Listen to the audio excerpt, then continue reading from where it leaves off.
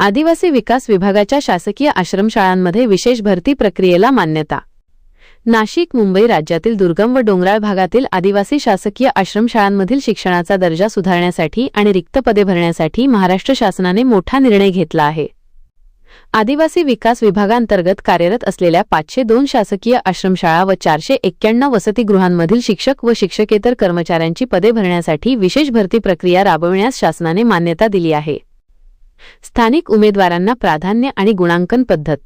आदिवासी संस्कृती व बोलीभाषेचे ज्ञान असणारे तसेच स्थानिक परिसरात राहण्यास इच्छुक असणारे उमेदवार मिळावेत हा या भरतीमागचा मुख्य उद्देश आहे। यासाठी 100 गुणांची निवड प्रक्रिया निश्चित करण्यात आली आहे। शैक्षणिक अर्हता। उमेदवाराच्या किमान व अतिरिक्त शैक्षणिक पात्रतेसाठी 50 गुण दिले जातील। लेखी परीक्षा। स्थानिक आदिवासी संस्कृती, बोलीभाषा, कल व बुद्धिमत्ता चाचणी आणि आदिवासींप्रती संवेदनशीलता यावर आधारित 35 गुणांची लेखी परीक्षा घेतली जाईल। अनुभव। शासकीय आदिवासी आश्रमशाळेत 5 वर्षे किंवा त्यापेक्षा जास्त अनुभव असलेल्या उमेदवारांना त्यांच्या सेवा कालावधीनुसार 5 ते 15 गुण बोनस म्हणून दिले जातील। भरती होणारी प्रमुख पदे।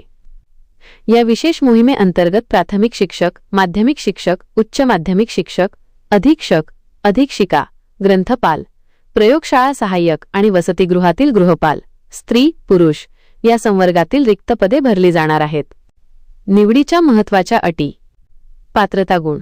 निवडीसाठी खुल्या प्रवर्गातील उमेदवारांना किमान 55% गुण तर अनुसूचित जाती, जमाती प्रवर्गातील उमेदवारांना किमान 45% गुण मिळवणे अनिवार्य आहे।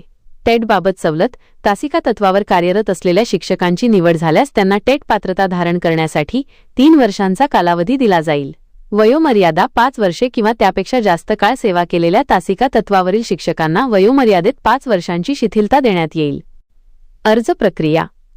ही भरती प्रक्रिया त्रयस्थ संस्थेमार्फत ऑनलाईन पद्धतीने राबविली जाईल। याची जाहिरात आदिवासी विकास विभागाच्या अधिकृत संकेतस्थळासह महा-ऑनलाईन व सेवायोजन कार्यालयाच्या संकेतस्थळावर प्रसिद्ध करण्यात येणार आहे। व्हिडिओमधील शासन निर्णय व परिपत्रक आपणास हवे असेल तर ते आपल्या शासन निर्णय व परिपत्रक या टेलिग्राम चॅनलवर उपलब्ध करून देण्यात आलेले आहे। त्या ठिकाणावरून आपण ते डाउनलोड करून घ्यावे।